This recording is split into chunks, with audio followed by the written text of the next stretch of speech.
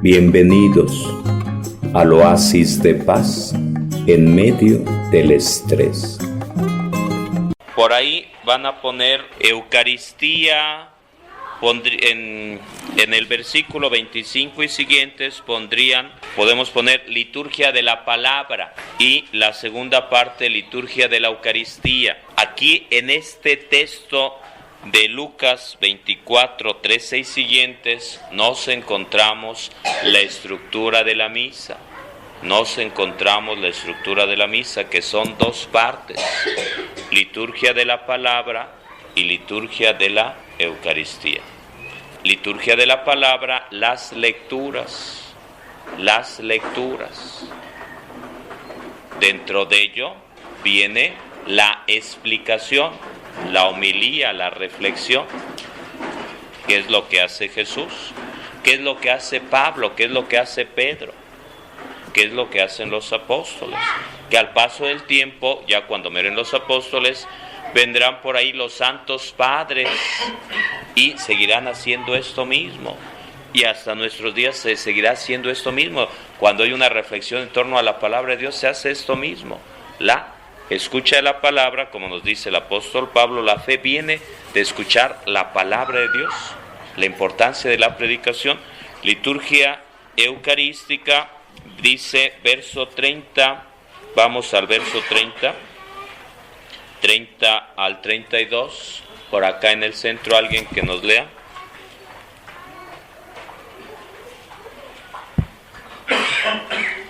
A ver, pásale, córrele.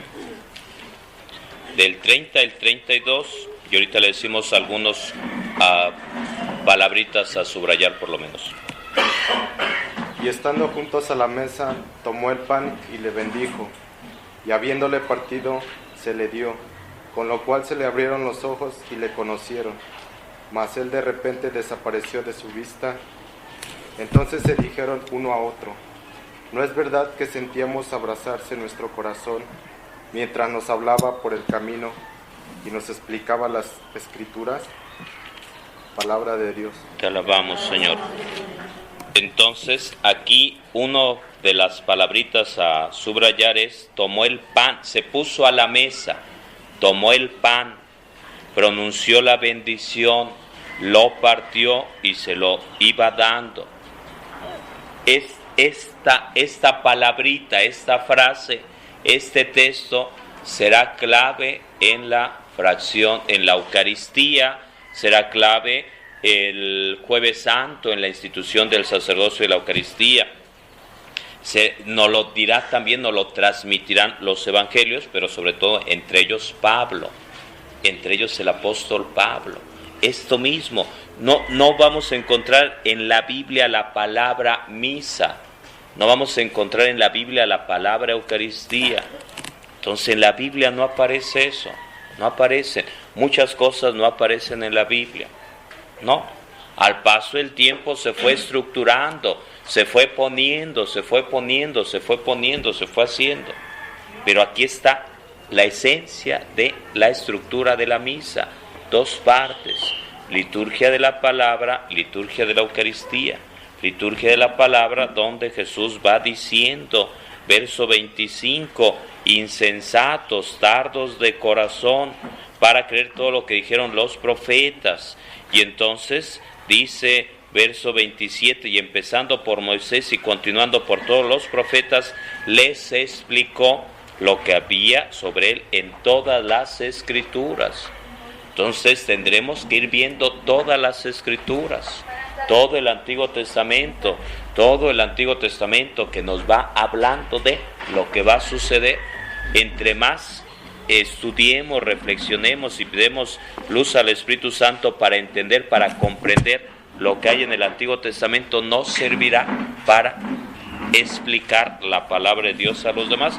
Y es lo que hace el apóstol Pablo, sabiéndose, estudiando a los pies del gran maestro Gamaliel, es capaz de transmitir. ¿Por qué? Porque se sabe al revés y al derecho los textos sagrados, porque desde pequeño fue aprendiendo, fue estudiando. Y la segunda parte, liturgia de la Eucaristía, verso 30 al 32, donde nos va diciendo, se puso a la mesa, tomó el pan, pronunció la bendición, lo partió y se lo dio. Van buscando Juan 6, capítulo 6 de San Juan, donde nos habla de la multiplicación de los panes y donde nos habla de darnos a comer su cuerpo. Juan 6. Entonces aquí en San Lucas ponen ese enlace, Juan 6. Ponen ese enlace, Juan 6, por ahí.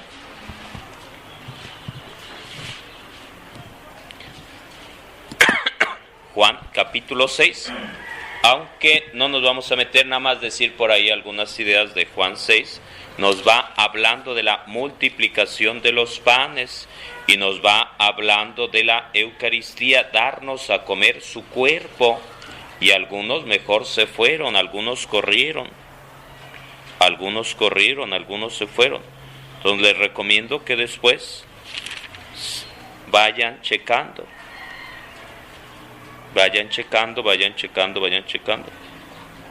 Versículo 52 dice, ¿cómo puede darnos a comer su carne?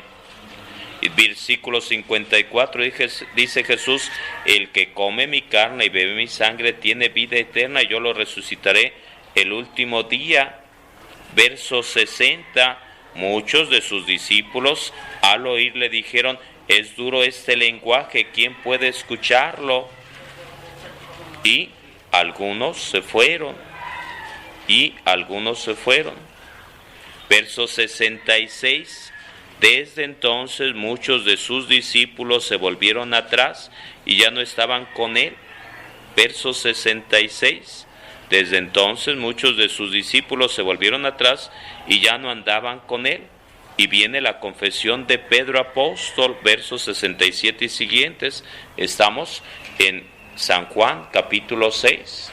Les recomiendo que se estudien este texto. Todo el capítulo 6 de San Juan es de primer nivel, sobre la Eucaristía. Pero yo les decía, tenemos que ir relacionando. Y relacionando este texto, Eucaristía, que nos habla. Por aquí San Lucas capítulo 24, verso 30-32, donde nos habla de partir el pan. Entonces no es nada más una frase, partió el pan, se puso a la mesa.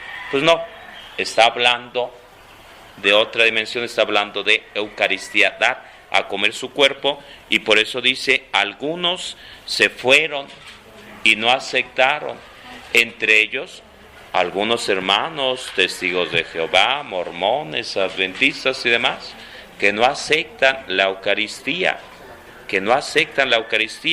Dice Jesús, Juan capítulo 6, verso 54, entre otros, el que come mi carne y bebe mi sangre tiene vida eterna, y yo lo resucitaré el último día. Pero nuestros hermanos plantean otra cosa, como si fuera la comidita. Pero si fuera la comidita no habría problema de que se fueran. Y entonces vamos a leer el versículo 67 siguientes, la confesión de Pedro. Vamos a leer verso 67 al 69. Juan, estamos en San Juan capítulo 6, versos 67-69, la confesión de Pedro. Jesús hablando, se da como alimento, algunos corriendo, verso 66, pero la respuesta de Pedro, que es fundamental. A ver, alguien que lea, a ver.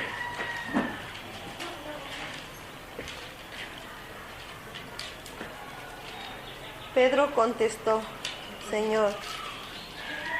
El versículo 67. Jesús preguntó a los 12, ¿quieren dejarme también ustedes? Pedro contestó, Señor, ¿a quién iríamos? Tú tienes palabra de vida eterna. Nosotros creemos y sabemos que tú eres el Santo de Dios. Jesús respondió, yo mismo los elegí a ustedes, los 12, y sin embargo, Uno de ustedes es un diablo. Jesús se refería a Judas, el Iscariote, hijo de Simón, era uno de los 12 y los traicionaría. Palabra del Señor. Te alabamos, Señor. Subrayan versículo 67. ¿También ustedes quieren marcharse?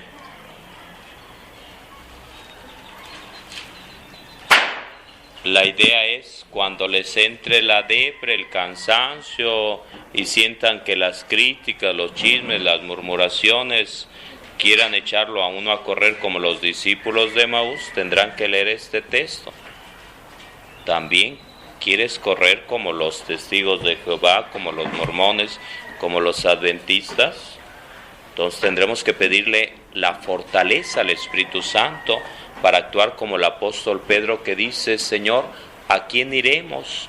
Tú tienes palabras de vida eterna. Por eso dice el texto sagrado, Lucas 24:32, Lucas 24:32, que es otro de los puntos a subrayar. Dicen los discípulos: ¿no estaba ardiendo nuestro corazón dentro de nosotros?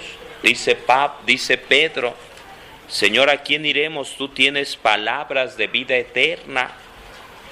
Y dicen los dos discípulos de Emaús: ¿no estaba ardiendo nuestro corazón dentro de nosotros cuando nos hablaba en el camino y nos explicaba las Escrituras? Entonces, es importante esto. ¿Por qué? Porque estamos hablando de la palabra de Dios. No es un cuentito, no es una historia, no, es la palabra de Dios. Es la palabra de Dios. Cuando se lee la palabra de Dios, decimos palabra de Dios y normalmente respondemos: te alabamos, Señor. Cuando se lee el Evangelio decimos palabra del Señor, ¿y cómo respondemos? Entonces tendremos que ir haciendo la distinción aquí cuando leemos, si se tratan de lecturas o se trata de Evangelio. Entonces tendremos que ir utilizando esto como lo normal. Y si se nos olvida, pues agarrar por ahí o tener por ahí la hojita dominical. Entonces cuando se leen las lecturas, primera lectura, segunda lectura o los salmos, pero sobre todo en las lecturas, se utiliza la respuesta: te alabamos, Señor. Cuando se refiere al Evangelio, decimos: gloria a ti, Señor Jesús. Entonces tendremos que utilizar eso como lo más normal. Y remarco versículo 32, Lucas 24:32, donde van diciendo los discípulos: con razón nuestro corazón ardía cuando nos explicaba las Escrituras. Con razón nuestro corazón ardía. Buscan Josué 1 del 5 al 9, Josué 1 del 5 al 9, Josué 1 del 5 al 9. Hay una frase donde va diciendo: tienes que leer los textos sagrados. Van buscando por ahí, eso ya se la tienen que saber de memoria. Ahí esa frase donde dice leer los textos sagrados, que dice, ¿por qué versículo es? ¿Ya la encontró alguien? Y eso ya automáticamente lo tienen que encontrar.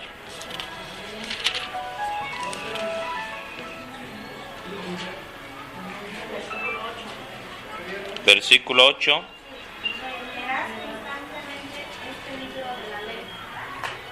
¿Otra vez? Releerás constantemente este libro de la ley. Entonces, tienes que leer día y noche los textos sagrados. Y nos va diciendo, con razón nuestro corazón ardía, dicen los dos discípulos de Emaús, con razón nuestro corazón ardía. Cuando se presenta ahí en ese momento Jesús, no lo reconocen. ¿Por qué? Porque su cuerpo está glorificado, es el mismo cuerpo pero transformado.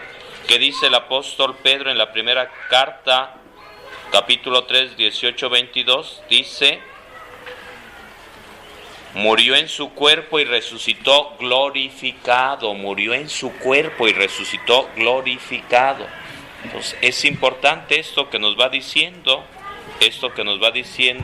de la palabra de Dios, esto que nos dice el apóstol Pablo. La fe viene de la predicación, así que tendremos que pedirle al Espíritu Santo luz, discernimiento, sabiduría para encontrar la palabra.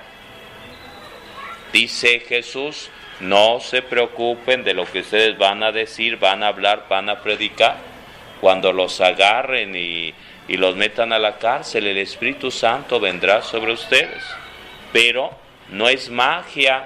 Si uno no lee la Biblia, si no sabe dónde está el Antiguo, el Nuevo Testamento, si no diferencia uno entre profetas mayores, menores y demás, pues nomás no. Es decir, aunque le abras por ahí, pues no vas a saber qué. Entonces, primero tenemos que hacer la tarea.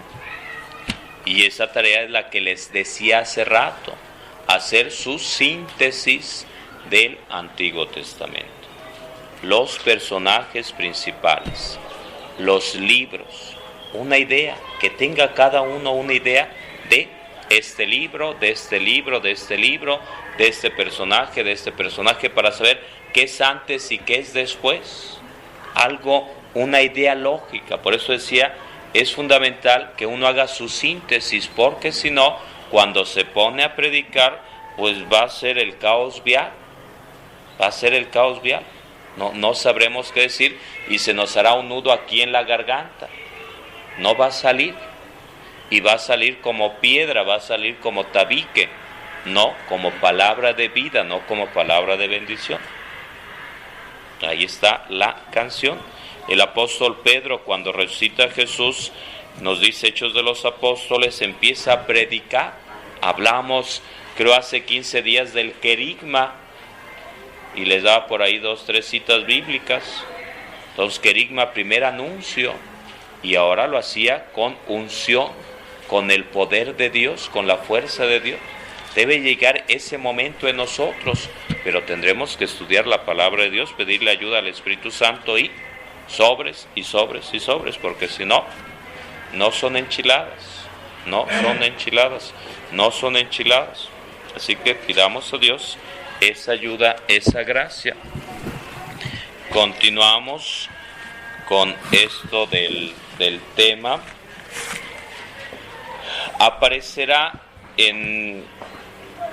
Aparecerá lo siguiente. Jesús, ¿en qué año estamos? Anotan en su cuaderno en qué año estamos. Sí. Aunque se rían, es algo que parece burdo, pero les digo la razón de ser. Estamos hablando de que en gran parte del mundo el calendario que nos rige es el que estamos viviendo, donde se habla antes de Cristo y entonces empezamos a contar desde Cristo. Entonces empezamos a contar desde Cristo.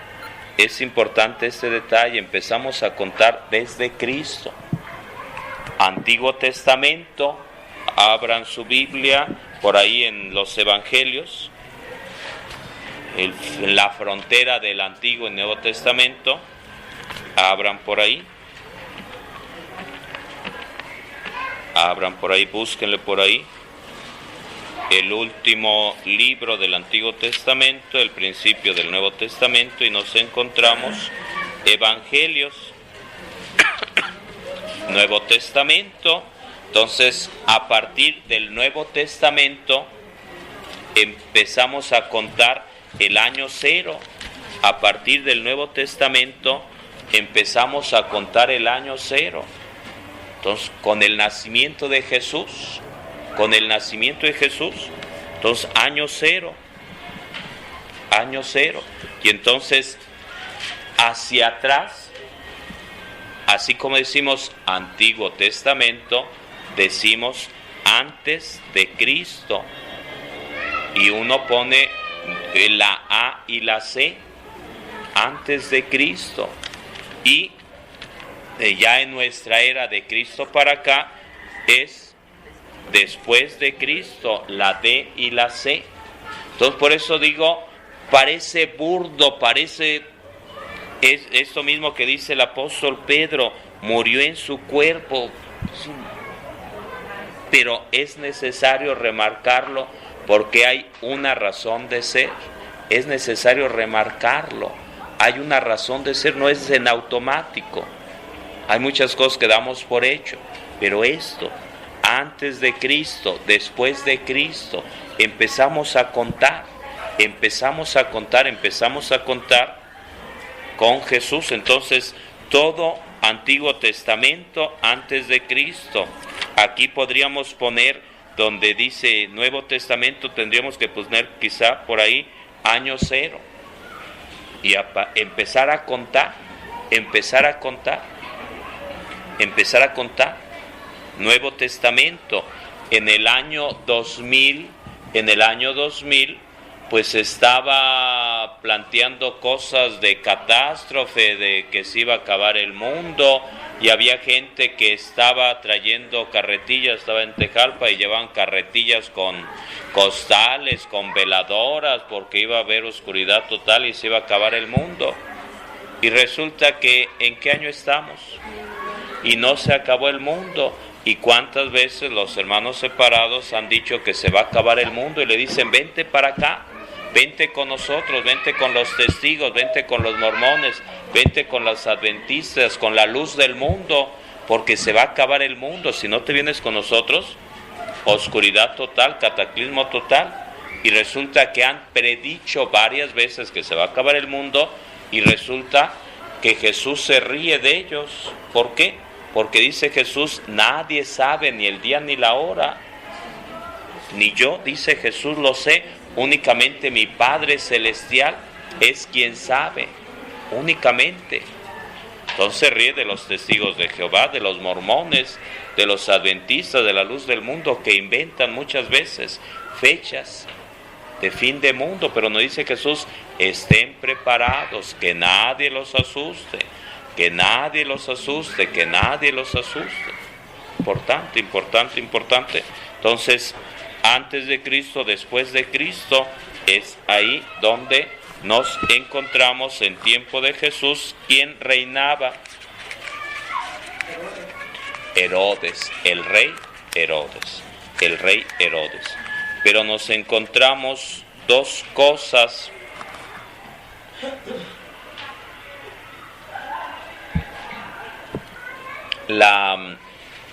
Lo político y lo religioso. Dentro de lo político estaba el Imperio Romano,